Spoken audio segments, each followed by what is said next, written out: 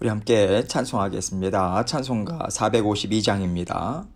찬송가 452장 내 모든 소원 기도의 제목, 우리 함께 452장 찬송합니다. 내 모든 소원 기도의 제목 예수님 닮기 원함이라. 예수님 영상 나 입기 위해 세상에 보았기 잖네.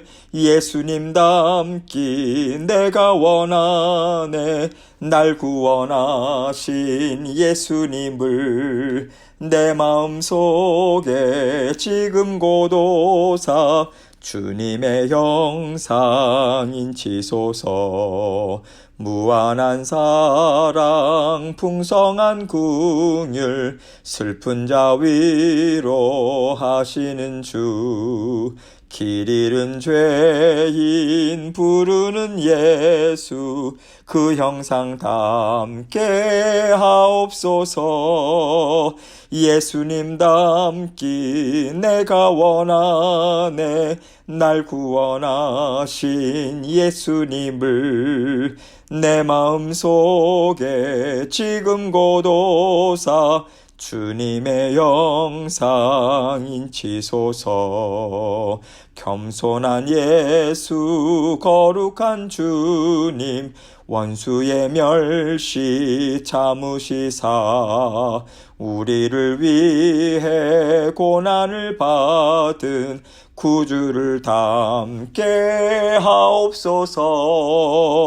예수님 닮기 내가 원하네. 날 구원하신 예수님을 내 마음속에 지금 고도사 주님의 형상 인치소서. 아멘. 기도하겠습니다. 하나님 아버지 감사합니다. 하루하루 살아가는 동안 아버지 하나님께서 말씀으로 또 우리가 어떤 마음을 가져야 하는가, 어떤 생각을 갖고 또 이 땅 위에서 하루하루 살아가야 되는가 하나님께서 알려주시고 하나님께서 동행해 주셔서 감사합니다. 성령 하나님, 주님께서 늘 우리 마음 가운데 힘과 능력 공급해 주시고 아버지 하나님 붙잡아야 할 것 아버지 분명하게 붙잡고 아버지 하나님 좌로나 우로나 치우침이 없는 아버지 올곧이 주님만 온전히 쫓을 수 있는 저희 모든 사랑하는 성도님들의 삶이 되실 수 있도록 은혜 베풀어 주옵소서. 아버지 하나님께서 주시는 오늘 말씀을 통해서 우리 각자에게 들려주시는 주님의 분명한 음성이 있으리라 믿습니다. 아버지 하나님 깨닫게 하시고 마음은 두드려 주시고 주님의 말씀을 마음에 받아 아버지 하나님과 온전히 동행하는 저희들의 오늘 하루의 삶이 될 수 있도록 도와주옵소서. 믿음으로 또 그 사랑 믿고 아버지 하나님께 감사드리고 만족하는 삶이 주님 앞에 향기로운 예물을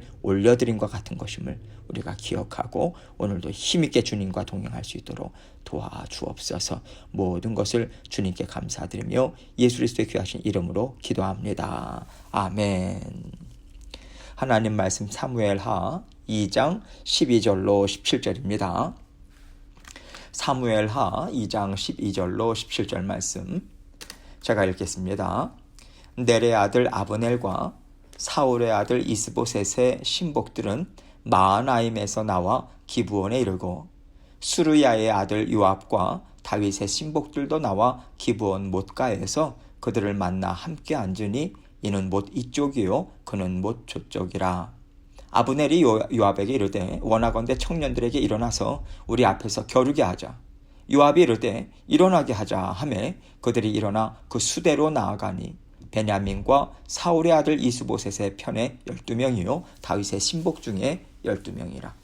각기 상대방의 머리를 잡고 칼로 상대방의 옆구리를 찌르매 일제히 쓰러진지라. 그러므로 그곳을 헬갓 핫수림이라 일컬었으며 기브온에 있더라. 그날의 싸움이 심히 맹렬하더니 아브넬과 이스라엘 사람들이 다윗의 신복들 앞에서 패하니라. 아멘. 하나님께서는요, 다윗을 통해서 하나님 나라를 세우시겠다라고 하는 뜻을 이미 세워놓으셨고요. 이제 그 뜻을 분명하게 드러내 보여주셨습니다. 그러나 하나님께서는 그 뜻을 구체적으로 이루어 나아가시는 과정에서요, 하나님이 다윗을 왕으로 세우시는 것이 맞는가라고 하는 의구심을 가지게 되는 일들을 계속해서 허락하고 계세요. 우리는 다윗의 일생을 말씀을 통해서 전체적으로 볼 수 있기 때문에 지금 이 시간이 다윗에게는 어떤 때인지를 우리는 깨달을 수 있습니다. 다윗을 하나님께서 기뻐하시는 하나님 나라의 일꾼이 되게 하시려고, 하나님 마음에 합한 왕이 되게 하시려고 이렇게 단련하고 계시는구나, 연단의 과정을 주시는구나, 이렇게 이해하죠. 그러나 그 과정의 한 복판에서 살아가고 있는 사람들은요, 이런 깨달음을 얻기가 쉽지 않습니다. 분별하기가 참 어려워요. 하나님께서 우리의 인생도 이렇게 이끌어 가시기 때문에 우리는요, 도대체 하나님의 인도하심이 어디로 흘러가고 있는가, 이것을 알 수가 없어요. 그럴 때 하나님의 인도하심의 흐름을 전체적으로 이해할 수 있게 하는 것이 바로 하나님의 말씀입니다. 성경의 말씀이에요. 우리는요, 하나님께서 이를 이루시는 방법이 어떠한지를 말씀을 통해서 이해합니다. 우리는 읽고 이해해요. 또 우리 인생을 찬찬히 살펴보면서 하나님께서 지금 나를 연단하고 계시는구나. 지금 하나님께서 나에게 인내하라고 하시는구나. 지금 하나님이 무언가를 준비하고 계시는구나. 이런 것들을 깨달을 수가 있습니다. 하나님의 자녀들에게는요, 이런 것들을 볼 줄 아는 영적인 눈과 깨달아 아는 지혜가 있어서 하나님께서 어떤 모양으로 인도하시든지 간에 우리는 잘 따라갈 수 있어야 합니다. 그런데 오늘 본문에 나오는 아브넬 그리고 요압에게는요, 하나님의 자녀로서 지녀야 하는 영적 안목, 또 깨달아 아는 분별력, 이러한 것들이 보이질 않아요. 이들을 가만히 보면요, 이들 마음과 생각을 움직이는 주된 원동력이 무엇이냐면 자기 뜻을 이루는 거예요. 자신의 뜻이요. 자기를 높이고자 하는 탐욕이죠. 자신이 원하는 뜻을 이루는 것이 가장 귀한 일인 것이고요. 그들에게 있어서는 유일한 인생의 목적인 거예요. 아브넬과 요압, 이 두 사람을 통해서 우리가 경계해야 되는 것이 무엇인지, 또 우리가 붙잡아야 될 것이 무엇인지 이것을 깨달아 알고 하나님과 기쁘게 동행하면 좋겠습니다. 12절 말씀 봅니다. 넬의 아들 아브넬과 사울의 아들 이스보셋의 신복들은 마하나임에서 나와 기브온에 이르고. 아브넬은요, 사울 왕의 신복이지 않습니까? 군사령관이었어요. 사울 왕과 세 아들들은 전쟁터에서 다 죽었습니다.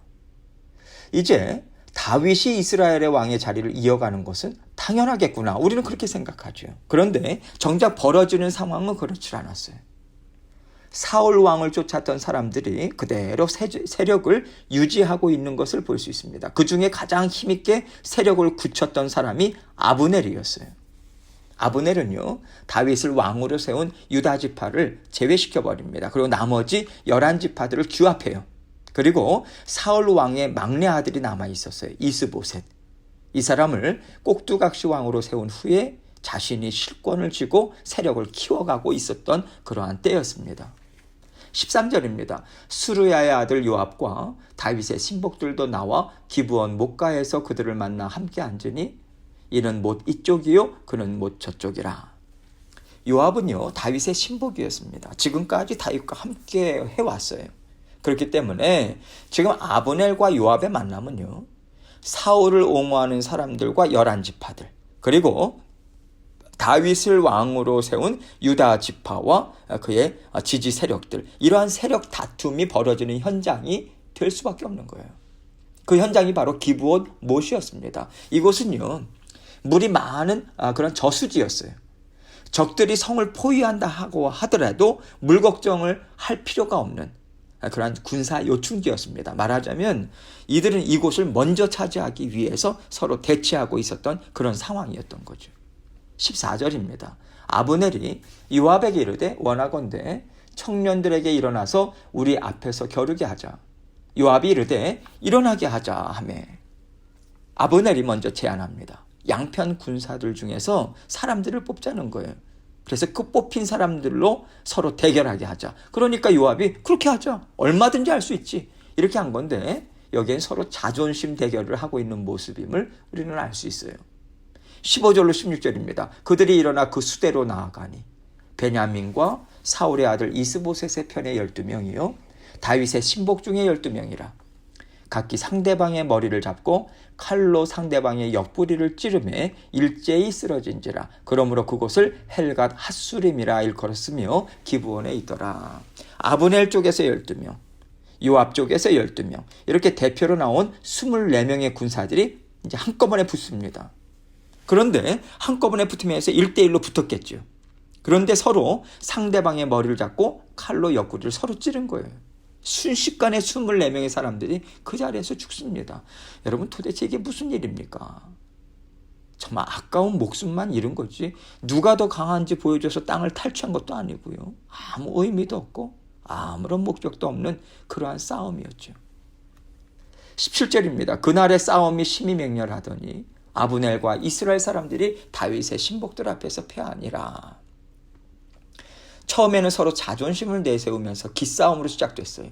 그러다가 결국 전면전으로 번집니다. 나중에 보면 더 많은 사람들이 죽는 일이 벌어지게 되는 거죠. 이 싸움에서 요압의 막내 동생까지 아브넬에 의해서 죽임을 당합니다. 여러분, 사람이요 탐욕에 젖어버리게 되면 사람의 생명이 더 이상 우리가 생각하는 존귀한 생명이 아닌 거예요. 오직 자신들의 입지를 세우고요 욕심을 채우기 위한 수단에 불과한 것이지 인간의 존엄성은 완전히 배제되어 버리고 맙니다. 죽은 청년들에게도 가족들이 있었을 거 아니에요. 그들도 꿈을 품고 살아가는 그들 인생이 있었습니다. 이러한 것들을 그들은 생각하지 못하는 거죠. 우리에게도요 똑같은 일들이 있을 수 있어요. 하나님의 자녀들에게는 하나님이 주신 꿈도 있고요 허락해 주신 사람들과의 만남을 통해서 하나님을 알아가요. 서로 기뻐하고 성장해 갈 수 있는 아름다운 인생 여정이 있습니다. 그럼에도 불구하고 나에게 오직 이것이 있어야지만 나는 행복하다. 이렇게 추구하는 욕심 하나만 붙잡을 때 우리는요 일상의 소소한 기쁨이라든가 작은 일에 담겨있는 깊은 인생의 의미, 어떠한 가치 이런 것들을 전혀 생각하지 못하게 됩니다. 내가 이루기를 원하는 것을 제외한 다른 것은 다 나에게 필요 없어. 중요하지 않아. 나는 오직 이것만 붙잡을 거야. 이런 인생을 우리가 얼마든지 살아갈 수 있습니다. 그런 사람들을 우리 주변에 많이 볼 수 있지 않습니까? 이런 면에서 하나님이 사람의 마음을 다스려 주시는 것이 얼마나 중요한가, 이것을 오늘 말씀을 통해서 알려주신다고 생각합니다. 사실 아브넬이나 요압 정도면요 성공한 사람들 아닙니까? 왕의 신복이었어요. 군대 장관들이었습니다. 이러한 어떤 지위를 가지고 살아간다라고 하는 것을 얼마든지 만족하고 즐거워할 수 있지 않겠어요? 그런데 이들은요 이것으로 만족하지 못해요. 그래서 아브넬은 이스보셋을 앞세우고 자기 욕심을 채우는 일에만 집중하고 하는 거죠. 자기가 왕이 되지 못할 뿐이지 왕의 권세를 다 누리고 있지 않습니까? 또 요압도 보면요 다윗을 왕으로 신뢰하고 섬기기보다는 자기 사람을 끌어모아요. 자기 권력을 확보하는 데 주력합니다. 다윗 왕을 쫓을 때는 자기에게 돌아오는 이익이 있을 때였어요. 요압 또한 아브넬과 다를 바 없습니다. 이런 면에서 하나님이 사람의 마음을 그들이 갖고 있는 욕심에 내어준다라고 하는 것이 어떻게 보면 심판이고 저주가 아닐까 싶습니다. 우리에게 참된 행복은요 하나님께서 내 마음의 주인 되어 주셔서 내 마음을 굳게 붙잡아 주실 때 우리는 누릴 수 있습니다. 그럴 때 우리는요 사람이 얼마나 귀한지, 하나님께서 사람에게 허락하신 인생이 얼마나 귀한 것인지, 그렇다면 이 인생을 어떻게 내가 살아야 하는가, 이것을 깨닫습니다. 그러면서 하나님의 도우심을 통해서 우리를 살아갈 수 있는 거예요. 이것이 하나님께서 우리에게 베풀어 주시는 은혜와 복 아니겠습니까? 이 은혜와 복을 받아 누리기 위해서는 우리 마음의 원함 다 하나님께 아뢰어야 돼요. 하나님 뜻에 맞추는 훈련을 계속해서 해야 합니다. 이 훈련이 되지 않으면요 우리가 결코 하나님의 은혜와 복으로 만족하지 못합니다. 아브넬과 요압처럼 뛰쳐나가게 돼요. 하나님이 우리 마음의 주인 되셔서 우리 마음을 다스려 주셔서 때로는 책망하시고 때로는 지혜도 베풀어 주셔서 깨닫게 해주시는 은혜를 베풀어 주십니다. 이렇게 우리 마음 중심을 붙잡아 주시고 이렇게 저렇게 인도해 주시는 하나님의 은혜가 우리로 하여금 하나님의 형상을 이루면서 살아가게 한다라고 하는 것을 우리는 정말 감사하게 생각해야 합니다. 성령께서 내 마음에 내주해 주시는 것이요, 내 인생에 있어서 정말 큰 복이구나. 내가 탐욕에 젖어서 짐승 같은 마음을 갖지 않고 살아갈 수 있는 것이 바로 성령님의 임재 덕분이구나. 여러분, 이것을 항상 감사하게 여기면서요, 생각나게 하시고 깨닫게 하시고 때로는 꾸짖으시고 또 고쳐주시고 교정해 주시고 또 하나님의 성품을 갖도록 단련해 주시는 성령 하나님의 은혜를 우리가 정말 기뻐해야 합니다. 하나님이 이렇게 우리 마음을 다스려 주시는 것을 감사하고 기뻐할 때 하나님이 우리에게 주신 약속이 하나 둘 성취되어 가는 것을 우리는 볼 수 있습니다. 우리 마음이 바뀌지 않고요, 마음으로 하나님의 은혜를 받아들이지 않으면서 하나님이 좋은 거 주신다고 하지 않으셨나요? 선하신 하나님이시잖아요. 여러분, 이렇게 우리가 기대한다면 이것은 우리가 하나님을 잘 알지 못하고요, 하나님이 약속의 말씀을 어떻게 성취해 가시는지 무지한 상태라고 하는 것을 우리는 받아들여야 합니다. 하나님은 우리 심령의 변화를 통해서 약속을 하나 둘 성취해 가세요. 이렇게 하나 둘 성취해 가실 때는 약속해 주신 것들을 아직 이루어 주시지 않은, 아직 미완성된 부분으로 계속해서 보일 것입니다. 그러나 하나님께서는 끊임없이 일하고 계신 분이시고요, 약속을 성취해 가시는 하나님이심을 아는 지혜를 우리가 가질 때 우리는 끝까지 인내할 수 있어요. 그리고 그 인내로 인해서 우리는요, 하나님의 사랑을 계속해서 믿고 의지하면서 더욱더 힘을 내서 살아가는 구원의 삶을 하루하루 우리는 살아가게 되는 것입니다. 우리는요, 이 땅에서 살아가는 한 인내해야만 하는 상황이 항상 우리에게 있을 수밖에 없다라고 하는 것을 우리는 받아들여야 합니다. 받아들이고 인내하는 것을 포기하지 말아야 돼요. 우리는 평생에 인내하면서 살아야 합니다. 그러나 그 인내에는요, 반드시 하나님께서 주시는 열매가 있습니다. 하나님의 때에 하나님이 주시는 큰 기쁨이 반드시 있어요. 하나님께서 오늘도 일하고 계시다라고 하는 것, 항상 하나님은 끊임없이 일하고 계시고 하나님은 우리에게 정말 선이 되도록, 유익이 될 수 있도록 하나님께서 힘있게 날마다 보살펴 주고 모든 일들을 다스려 주고 계시다라고 하는 것을 믿으시고 인내하시기 바랍니다. 인내하시되 하나님이 오늘도 나에게 은혜와 복을 베풀어 주신다.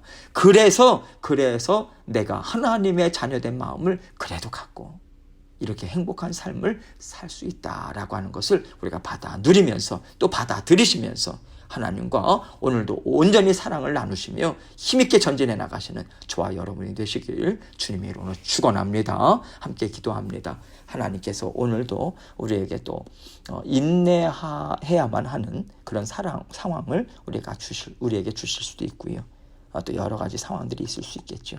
하나님은 오늘도 우리와 함께 일하고 계십니다. 우리 안에는 여전히 성령께서 임재하고 계세요.